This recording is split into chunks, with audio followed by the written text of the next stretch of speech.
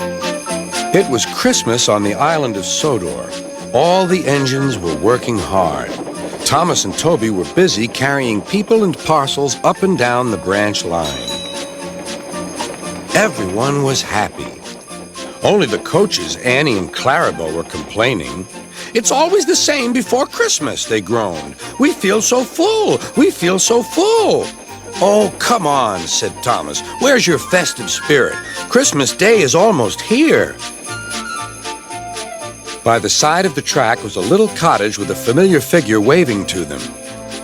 "It's Mrs. Kyndley," whistled Thomas. "Beep, beep! Happy Christmas!"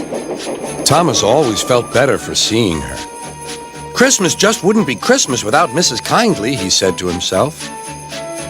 When work was over, Thomas went to see the other engines. All their coats had been polished. "Huh," said Gordon. "Just look at us. Your driver will have to work fast to get you as smart as us." "Never mind that," replied Thomas. "I've something important to say. Do you realize it's been a whole year since Mrs. Kyndley saved us from a nasty accident? You remember when she was ill in bed and—" "Yes, of course," interrupted Edward. "You told us how she waved her red dressing gown out of her window to warn you about a landslide ahead." "And you and Toby gave her presents?" Percy joined in. "And Sir Topham Hatt sent her to the seaside to get better." "But," said the other engines, "the rest of us never thanked her properly." "Exactly," said Thomas. "So now I think we should all give her a special Christmas party." Everyone was getting very excited, and the drivers felt sure that Sir Topham Hatt would agree, as indeed he did. The engines were all busy making plans when silence fell. Sir Topham Hatt had bad news. "The weather's changed badly. Mrs. Kyndley is snowed up. Toby says he'll help to rescue her. You must help too, Thomas. There's no party unless you do." Thomas hated snow, but he said bravely, "I'll try, sir. We must rescue her. We must."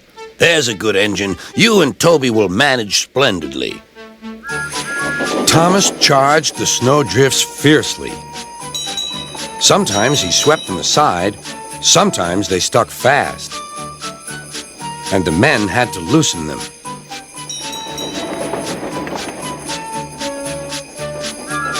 But at the cutting near the cottage, they could go no further.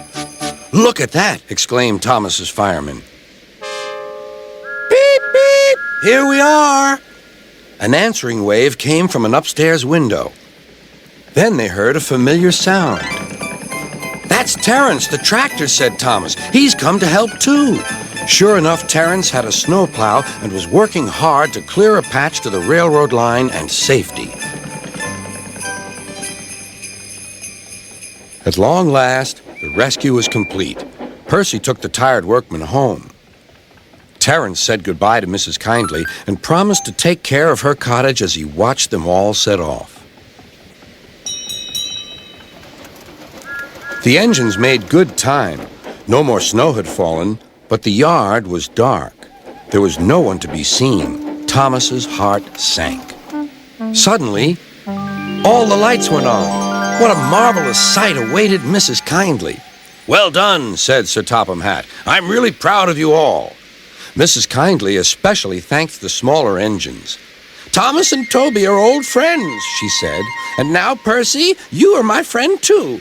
Percy was very pleased. "3 cheers for Mrs. Kyndley," he called. "Beep, beep, beep." They all whistled.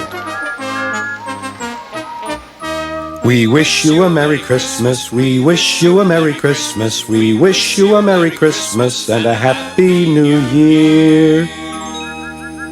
Thomas the tank engine and his friends thought it was the best Christmas ever, and Mrs. Kyndley could think of nowhere she would rather live than here with them on the island of Sodor.